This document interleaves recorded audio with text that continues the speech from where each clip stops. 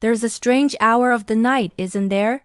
That quiet moment just before dawn, caught somewhere between yesterday's regrets and tomorrow's plans.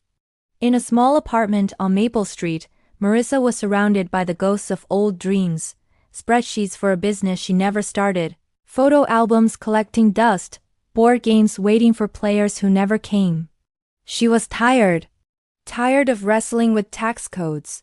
Tired of putting off everything from a simple haircut to apologies she owed. But tonight, something small and peculiar caught her eye. It was a toy train, left behind by the last tenant. A bright cherry red engine with little green and blue carriages. A tiny wound-up key stuck out of its side and a gold tag on its smokestack read, Magical Toy Line No. 9. For curious minds big and small. It was so out of place in her very adult, very beige apartment. Maybe it was the restlessness. Maybe it was just boredom. But she picked it up.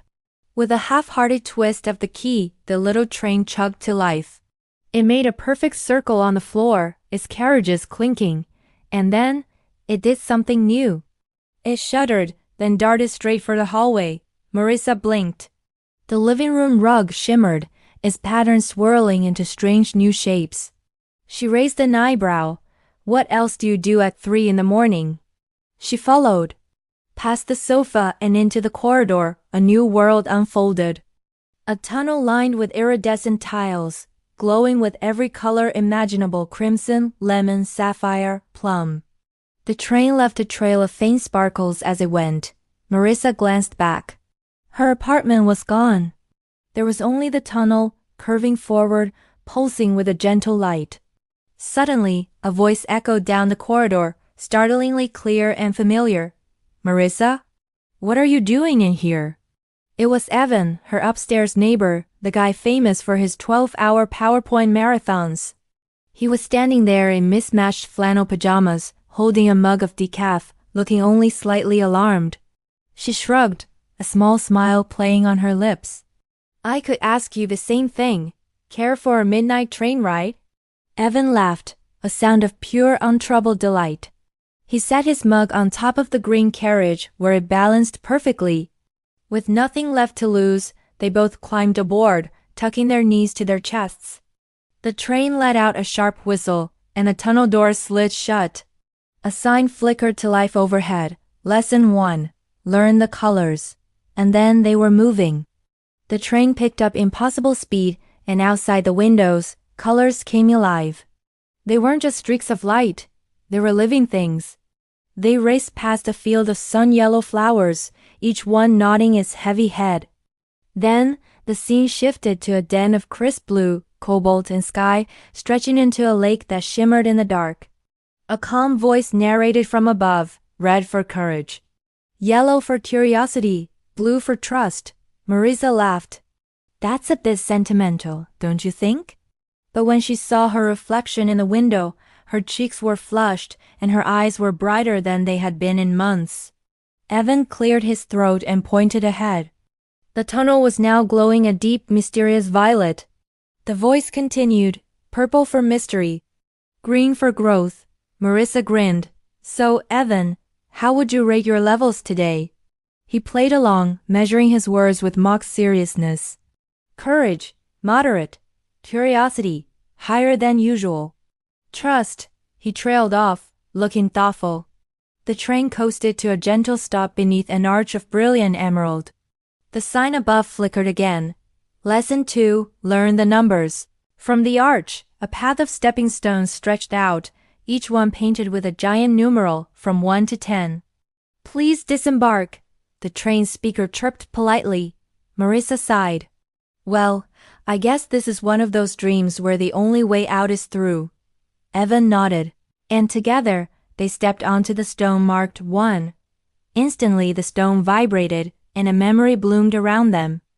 Marissa saw herself in her very first apartment, standing on a milk crate, crying with relief and stubborn pride as she unpacked a single box of mismatched dishes. They stepped onto 2. And watched as Evan's first big business presentation completely fell apart, only to be saved by a spontaneous silly joke about staplers. They both laughed, a little embarrassed, but the memory was warm with nostalgia. 3. Showed Marissa arm in arm with her college friend and her sister. 4. Replayed late nights with Evan and 3 colleagues, fueled by coffee, quietly building something that would one day make a real difference. They hopped from one stone to the next, each number bringing a new memory. The peaks and the valleys, the failures and the triumphs. On 7. Marissa watched an old love fade, not with sadness, but with quiet acceptance. When they reached 10, they found themselves in a garden. It wasn't theirs, but it felt familiar. Dozens of people were there, some faces they knew, others they didn't, all whispering in a low harmonious hum. That's a lot of math for 2 insomniacs, Evan joked, rubbing his eyes. But they both knew it wasn't really about counting. It was about remembering to measure the chapters of their lives, not just by what they achieved or failed at, but by the colors that lit up each moment. As if it heard their thoughts, the magical train let out a toot. It had looped back around, and its carriages were now a dazzling fusion of every color they had seen.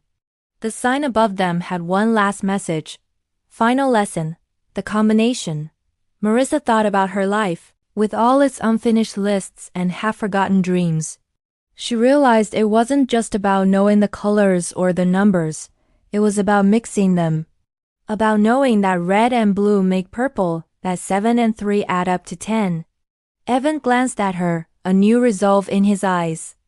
A small door on the last carriage opened, revealing a tiny conductor's seat with 2 levers, one painted radiant red, the other marked with the number 5. Care to drive? He asked. So she did.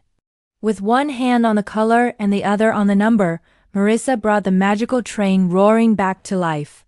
It plunged through one final tunnel, the walls shifting endlessly around them, red to green to violet, 1 blending with 10, past and future dancing together in a beautiful chaotic symphony. When they emerged, it was still that quiet hour before dawn. The train vanished, leaving Marissa and Evan blinking in her apartment. Her beige carpet seemed to hold the faintest sheen of color, and Evan's mug was sitting safely on her coffee table. They were, for all intents and purposes, right back where they started, and yet, everything felt different. Morning felt lighter, the future a shade brighter. A new note was taped to the toy train's side. It winked in the dim light. For next time, do not forget, it is never just about the colors or the numbers. It's about the ride. Marissa smiled. She picked up the train, and this time when she looked at Evan, she saw all the colors of possibility stacked up behind his smile. And for the first time in a very long time, she felt like she could count them all. Thank you so much for joining me on this little journey. If you enjoyed this story, don't forget to like, subscribe, and hit that notification bell for more adventures. See you next time.